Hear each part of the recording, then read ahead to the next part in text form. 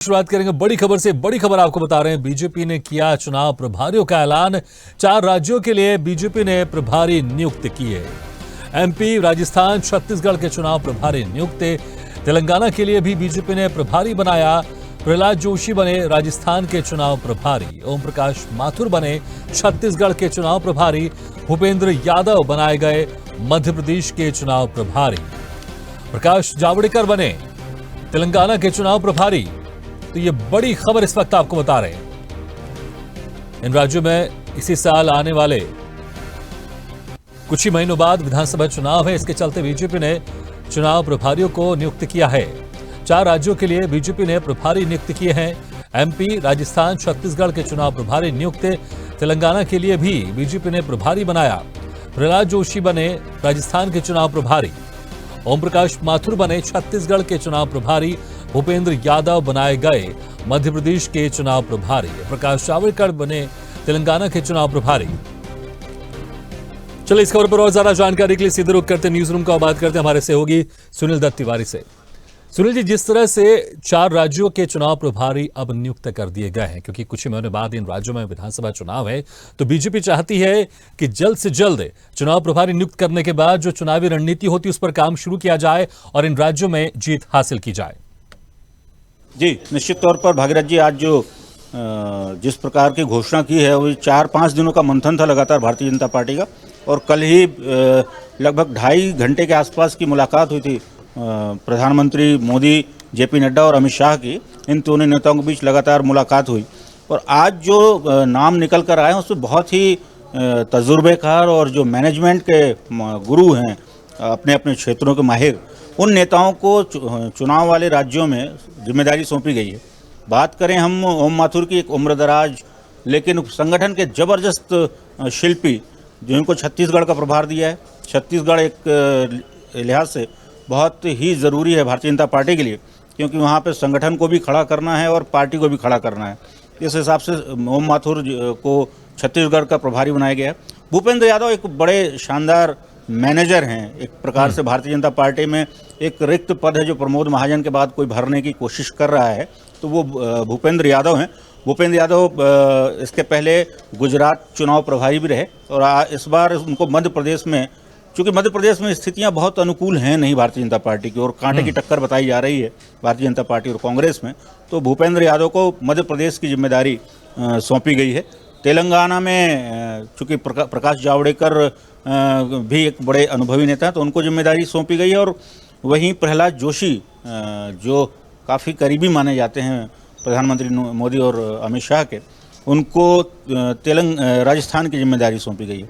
तो एक प्रकार से जो चुनावी बिसात है भागीरथ जी, भारतीय जनता पार्टी ने संगठन के स्तर पर अपनी पूरी कर ली है और प्रयास ये होगा कि इन नेताओं के जरिए एक मैसेज दिया जाए पूरे पार्टी को, पूरी संगठन को, और जहाँ जहाँ पर पार्टी शासन में है वहाँ सत्ता को, कि आगे जो चुनाव होंगे या चुनाव की जो रणनीति बनेगी उसके खेवनहार यही नेता होंगे। जी भागीरथ, चुनौतियों की अगर बात करें, भूपेंद्र यादव इनको मध्य प्रदेश की जिम्मेदारी दी गई, ओम प्रकाश माथुर को छत्तीसगढ़ की जिम्मेदारी दी गई है। अगर हम खासतौर से पहले इन 2 राज्यों की बात करते हैं, क्योंकि छत्तीसगढ़ में अभी कांग्रेस की सरकार है, वहां पर बीजेपी को वापस आना है, और मध्य प्रदेश में बीजेपी की सरकार है अभी और इस सरकार को बचाना है। तो क्या चुनौतियां हैं इन दोनों राज्यों में, इन दोनों चुनाव प्रभारियों के सामने? जाहिर तौर पर एक बहुत बड़ा जो परीक्षा होगी वो भागीरथ जी, वो मध्य प्रदेश की होगी, क्योंकि यहाँ पर सरकार को बचाना भी है और वापस भी लाना है। तो उस लिहाज से भूपेंद्र यादव को जो जिम्मेदारी सौंपी है संगठन ने, खुद भी संगठन ये मानकर चल रहा है कि यहाँ पर मुकाबला कांटे का होकर रखा हुआ है, और वो जो 18 साल की इनकम्बेंसी, एंटी इनकम्बेंसी, उसका कहीं ना कहीं जो जमीन पर है वो फर्क भी दिखाई दे रहा है। संघ के भी सर्वे आए हैं, पार्टी के अपने स्तर पर भी जो संकेत मिले हैं उसके मुताबिक ही भूपेंद्र यादव को यहाँ पर लगाया गया है। और चुनाव के लिए बहुत कुछ ज़्यादा दिन बचे नहीं, 5 महीने का समय होगा भूपेंद्र यादव जी के पास। लेकिन जिस प्रकार से मैन ऑफ मैनेजमेंट यानी भूपेंद्र यादव, तो वो अपने हिसाब से, जिस हिसाब से चीज़ों को संचालित करेंगे, चाहे वो संगठन के स्तर पे हो या प्रशासनिक स्तर पे हो या सरकार के स्तर पे हो, तो वो देखने वाला रहेगा। आपने बात पूछी छत्तीसगढ़ की। छत्तीसगढ़ में भारतीय जनता पार्टी पिछले चुनाव में बुरी तरीके से पराजित हुई थी। एक बार फिर उठकर खड़े करने की जिम्मेदारी वहाँ पर ओम माथुर को दी गई। ओम माथुर हालांकि पहले भी छत्तीसगढ़ भी संभाल ही रहे हैं, वो पिछले 1 साल से वो यहाँ पर जिम्मेदारी, लेकिन औपचारिक तौर पर अभी जो घोषणा होने के बाद, जाहिर तौर पर एक वजन तो घोषणा होने के बाद ही होती है, औपचारिकता के बाद ही होती है, तो वो फिर से संभालेंगे। और वहाँ पर जो अब कबीलाई टाइप की भारतीय जनता पार्टी हो गई है सत्ता में न रहने के बाद, अलग अलग गुट और अलग अलग धड़े हैं, उनको एक रूप में सहेजना, उनको एक साथ फिर चुनाव के लिए खड़ा करना और पार्टी को रिवाइव करके वापस चुनाव में जिताना, ये ओम प्रकाश माथुर जी के लिए बहुत बड़ा चैलेंज है। और भारतीय जनता पार्टी के ये जो नेता हैं जिनके बारे में कहा जाता है कि ये बहुत ही तजुर्बेकार और संगठन के बड़े शिल्पी होते हैं, तो इसलिए इनको जिम्मेदारी सौंपी दी जाती है कि ये विपरीत परिस्थितियों में बेहतर विकल्प भी लेकर आएं और बेहतर संकल्प भी लेकर आएं। बिल्कुल। अगर हम राजस्थान की बात करें, राजस्थान में हर 5 साल में सरकार बदलती है और इस बार अभी कांग्रेस की सरकार चल रही है, तो क्या इस लिहाज से प्रहलाद जोशी के लिए ज्यादा मुश्किल नहीं होगा क्योंकि उनको चुनाव प्रभारी की जिम्मेदारी दी गई है? क्योंकि इस बार ऐसा माना जा रहा है कि इस बार फिर से सरकार बदलेगी और बीजेपी सरकार बनाने में कामयाब होगी। पर आपने प्रश्न पूछा राजस्थान का, भागीरथ जी, तो राजस्थान में रोटी पलटने की जो बात होती है वो हर 5 साल में हो जाती है। वहाँ के मतदाता बड़े संजीदा और संवेदनशील होते हैं, हर 5 साल में सरकार की रोटी पलट देते हैं।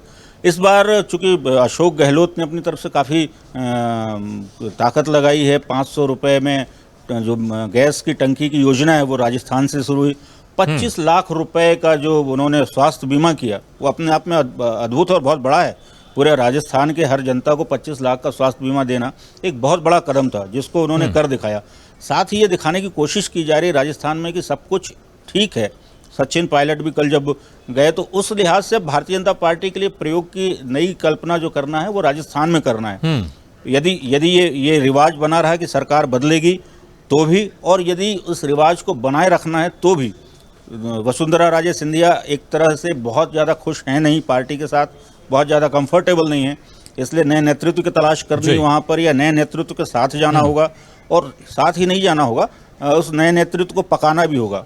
लिहाजा भागीरथ जी, जिस व्यक्ति को ये जिम्मेदारी दी गई वो प्रहलाद जोशी हैं, जो काफी नजदीकी हैं, न केवल प्रधानमंत्री जी। अगर संक्षेप में थोड़ा अगर तेलंगाना की बात करें, क्योंकि तेलंगाना में बीजेपी इतनी मजबूत नहीं है, वहां पर जरूर अपना विस्तार जाएगी, तो प्रकाश जावड़ेकर के लिए क्या बड़ी चुनौती होगी और क्या वहां पर प्राथमिकता होगी? सिर्फ भारतीय जनता पार्टी को विस्तार की वहां पर उम्मीद है, क्योंकि पार्टी वहां बहुत कुछ कर पाए अभी हाल फिलहाल में लगता नहीं है, क्योंकि वहां पर संगठन के स्तर पर बहुत काम करने की जरूरत है भारतीय जनता पार्टी को। और खासतौर पर जिस तरीके से बीआरएस ने अपना बहुत एडवांटेज ले रखा है वहां पर, भाजपा को ABCD वहां से करनी पड़ेगी, लेकिन उसके लिए प्रकाश जावड़ेकर को जिम्मेदारी दी गई है। देखना ये कि प्रकाश जावड़ेकर इन अंतिम समय में कितना देखना होगा जो जिम्मेदारी दी गई चुनाव प्रभारियों की जिम्मेदारी किस तरह से पूर्ण करते हैं। बहुत बहुत शुक्रिया सुनील जी इस तमाम जानकारी के लिए। तो बीजेपी ने 4 राज्यों के चुनाव प्रभारियों की जिम्मेदारी तय कर दी है। ओम प्रकाश माथुर को CG का प्रभारी बनाया गया है, तो भूपेंद्र यादव मध्य प्रदेश के, प्रहलाद जोशी राजस्थान के, तो प्रकाश जावड़ेकर को तेलंगाना की जिम्मेदारी दी गई है। अगर आपको हमारा वीडियो पसंद आया तो लाइक, शेयर, कमेंट, सब्सक्राइब करें, बेल आइकन का बटन दबाएं, हमारी वेबसाइट swadeshlive.com पर जाना ना भूलें।